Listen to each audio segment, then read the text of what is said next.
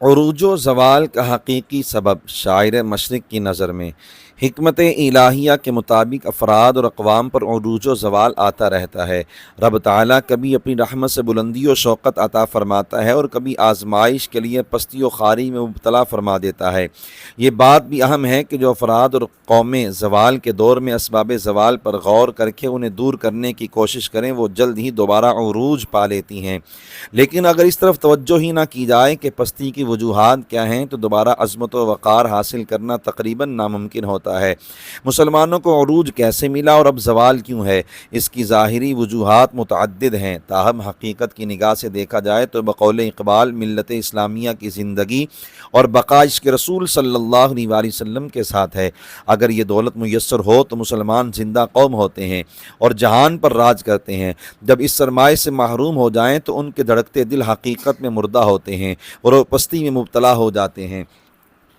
شاعر مشرق اقبال علیہ الرحمہ نے افغانستان کے لبرل بادشاہ امیر امان اللہ خان کے نام ایک طویل نظم میں یہ بھی لکھا تھا: ہر کے عشق مصطفیٰ بحر و بر در گوشہ، سامان اوس دامان اوس۔ جسے عشق رسول صلی اللہ علیہ وآلہ وسلم کی دولت مل گئی، اس کے گوشہ دامن میں خشکی اور تری کے تمام خزانے موجود ہیں۔ سوز صدیق و علی ذرہ عشق نبی از حق طلب۔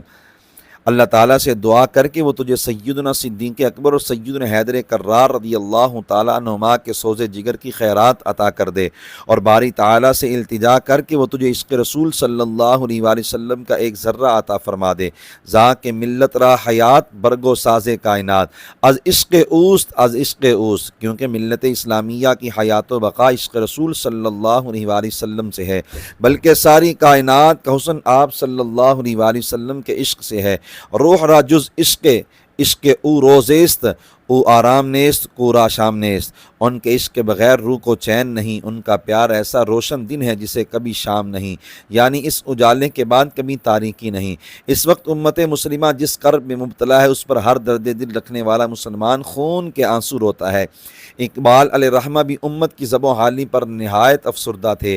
ایک نظم میں انہوں نے کہا: شب پیش خدا بگریستم زار، مسلمانہ چرا زارند و خارند۔